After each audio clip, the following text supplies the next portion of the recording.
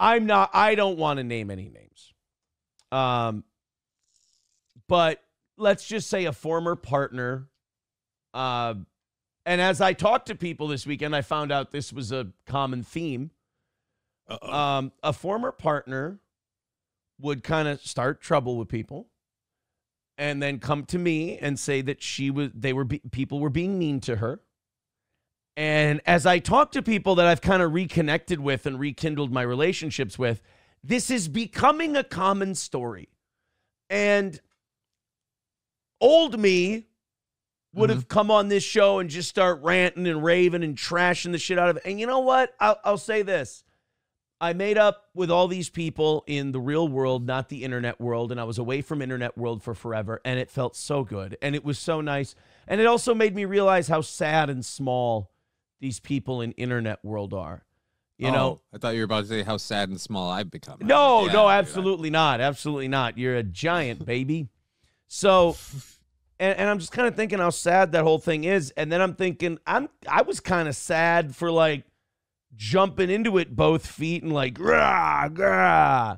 And I'm like, this is like what life is about. And you're talking to people, you're making up with people, you're hanging out with your family, your cousins, and your friends. And it's just a great time. And then like my phone, I'd get a notification on my phone in the morning about like a video clip that uploaded from a YouTube channel that I follow, right? Right. And, like, it'll be Alyssa clips, and she's like, Nick went on this show, Nick went on this show, and here's what he said on this show, and here's what he said on this show. And I would go, or I'd see that Kevin was streaming or someone else was streaming, and I'd be like, this is sad. Like, this is unfortunate. Like, the weather is beautiful. Yes. Yeah, it's a great weekend, and the point is, I'm seeing all these people just on the internet, quote unquote, fighting for their lives. And I'm like, guys, it's not your life. It's beautiful.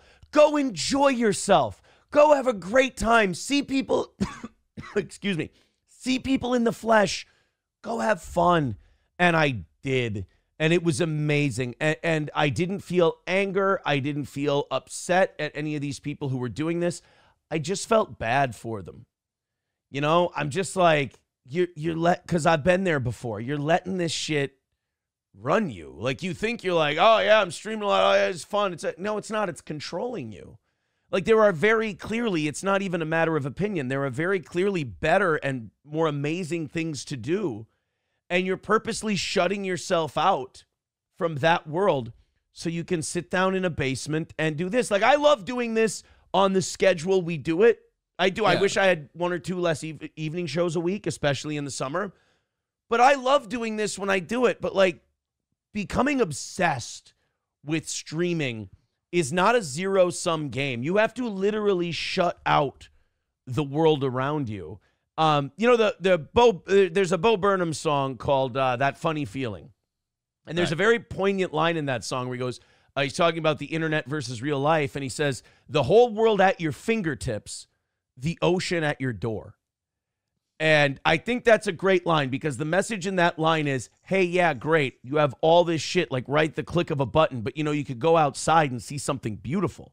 Yeah, it's not the whole world. Put your toes in the sand, motherfucker. Put your ass in the water, toes in the sand. Or toes in the water, ass in the... Get the song right, asshole. Sorry. But all that came back with me was some sand in my boots. And as I'm reuniting with these people, like there was a cousin of mine that I was really good friends with. And a wedge got driven between the two of us, and I won't say by who.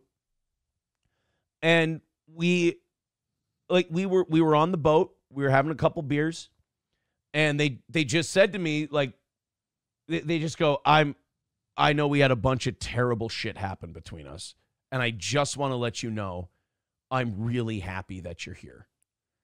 And that was like a wonderful moment. That was a crazy nice moment.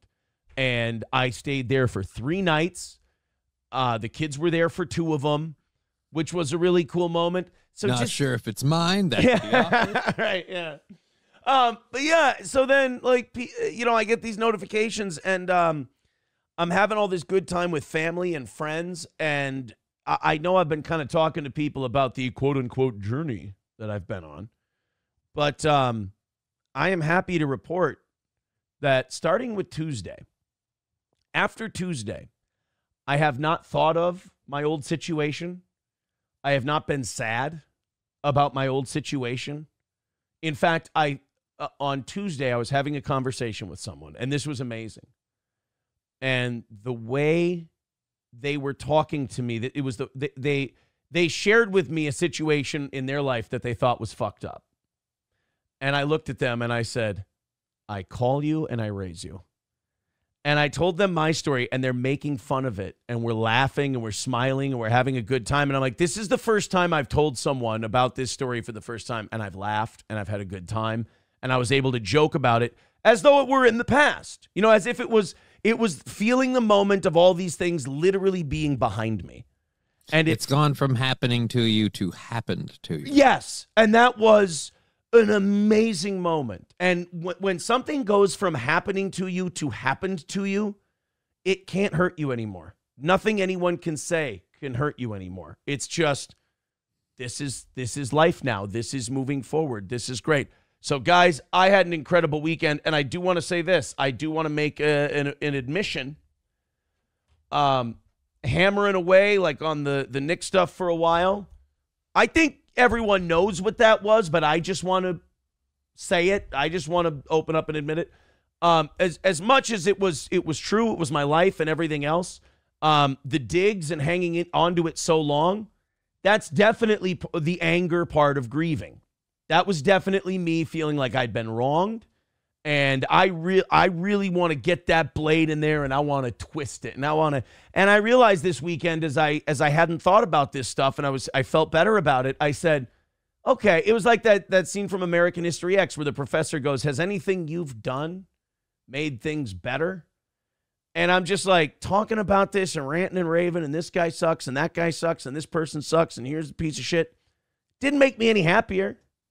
Didn't make me feel any better. In fact, made me a worse person. And imagine that even being possible. Well, you dive into the shit with these retards, and you're a retard too. It doesn't matter what part of the shit you're in. You're dumb like them. Like, as I was going in there, I was like, king of the mud pile. It's like, no, you're still a mud person, you fucking dummy. So I'm seeing all these clips, and people are DMing me and asking me questions, and they're going, you saw Nick on this stream. Do you think he... And I hate to do the hope he makes $1 million thing, but I will say this. What I would like Nick to be clean. If he's honest and he's off drugs, I think that's spectacular. I think that's fantastic. I think he should be clean, do all the things he needs to do to get his children back. I hope his life is getting back together, and I hope he and everyone else involved live an incredibly happy life. I really did this weekend. And I know it sounds like I went to some kind of Scientology retreat. That wasn't the case. But I really do. He went to the pray I did. straight away. I prayed prayed the straight away. Yeah. I got gay.